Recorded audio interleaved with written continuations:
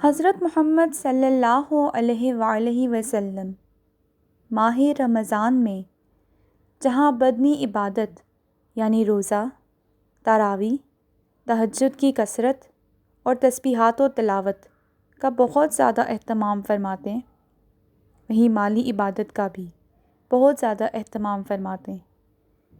کثرت سے صدقات و خیرات کرتے ہیں، غریبوں، محتاجوں اور ناداروں پر سخاوت کرتے ہیں، اپنے رشتہ داروں اور قریبی لوگوں کی نصرت و اعانت فرماتے ہیں۔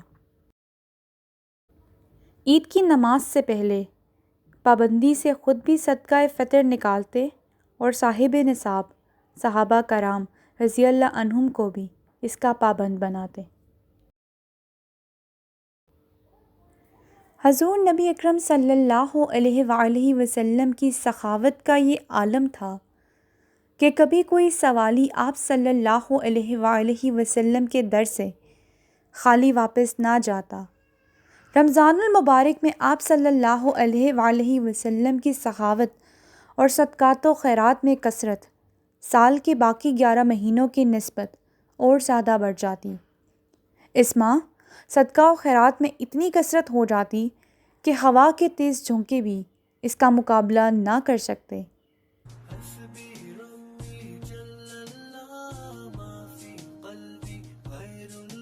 حضرت عبداللہ بن عباس رضی اللہ عنہ سے مروی ہے،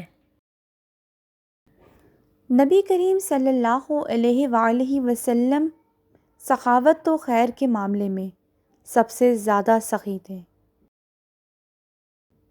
آپ صلی اللہ علیہ وآلہ وسلم کی سخاوت اس وقت اور زیادہ بڑھ جاتی جب جبرائیل علیہ السلام آپ صلی اللہ علیہ وآلہ وسلم سے رمضان میں ملتے۔ جبرائیل علیہ السلام آن حضرت صلی اللہ علیہ وآلہ وسلم سے رمضان شریف کی ہر رات میں ملتے، یہاں تک کہ رمضان گزر جاتا۔ نبی کریم صلی اللہ علیہ وآلہ وسلم جبرائیل علیہ السلام سے قرآن کا دور کرتے تھے۔